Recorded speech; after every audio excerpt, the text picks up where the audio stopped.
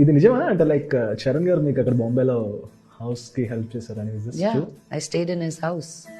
Like no, అప్పుడు నేను నాకు అపార్ట్మెంట్ రాకముందు నా అపార్ట్మెంట్ ఒకటి నచ్చింది, but it was a shell అనమాట. సో ఓనర్ చేసి ఇవ్వడానికి 40 days పడుతుంది అన్నారు. అప్పుడు I stayed at Charan's house అండి. నేను అప్పుడు కూడా చరణ్ నేను కొన్ని పెట్టుకున్నాడు కానీ ఏదో మీటింగ్స్కి వచ్చి అలా వెళ్ళిపోతాడు. హీస్ నెవర్ ఆ పొయ్యి ఎక్కడ ఉంటుందో కూడా తెలియదు తనకి.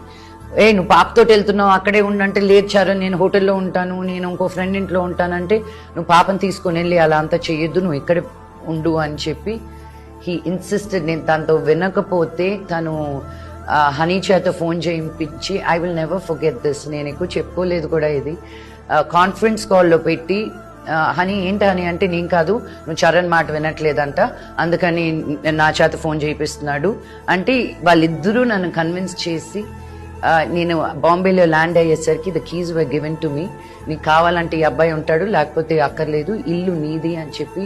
ఒక్క రోజు ఎన్ని రోజులు ఉంటున్నావు అని కానీ, నీకు ఏదైనా అడిగితే నీకేమైనా లేకపోతే చెప్పు లక్ష్మి, నీకేమైనా లేకపోతే చెప్పు లక్ష్మిని వెనక్కి అడిగేవాడే తప్ప అలా. చరణ్ సంగతి అతి తక్కువ మందికి బయట తెలుస్తుంది. తనంత హంబుల్, తనంత లవ్వింగ్, తనంత సిగ్గు, యూనో తనకి